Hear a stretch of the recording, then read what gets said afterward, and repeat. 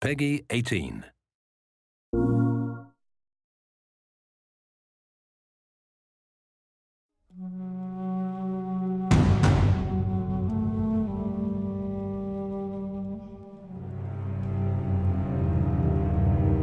Don't make a sound. Quiet. This way.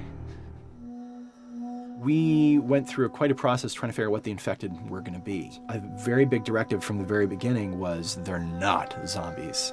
The early inception for it really came from a BBC video we saw called Planet Earth, where they were talking about a cordyceps fungus. As soon as we saw it, we were intrigued by the idea of what if it jumped to humans? In what interesting ways would it take over a human body and then force it to spread that infection? And we figured that the real evil in the game is the fungus. It's not the people. We want to see what kind of choices a human makes under that kind of pressure. There, see him?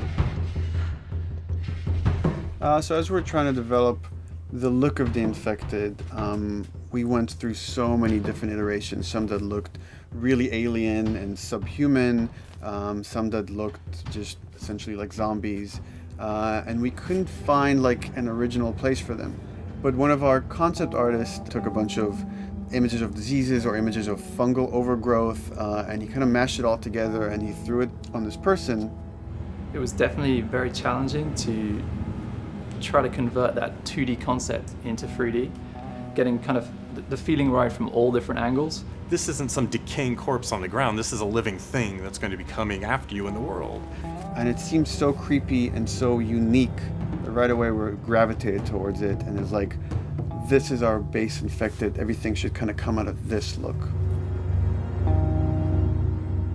They use a form of echolocation to track down their enemies.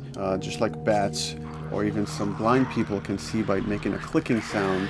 They're like, oh, what if they make this sound and now they can see in the dark?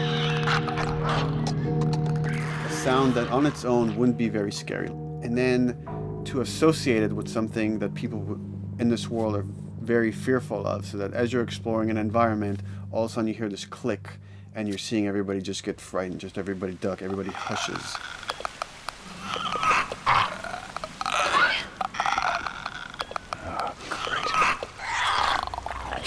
When the infected feels like it's going to die, it finds like a dark corner and it becomes part of the environment.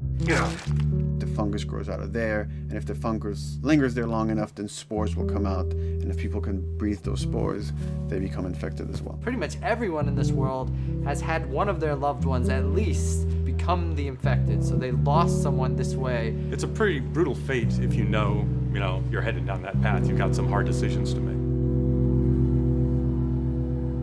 Yeesh. We actually made it. It's called luck. And it's gonna run out.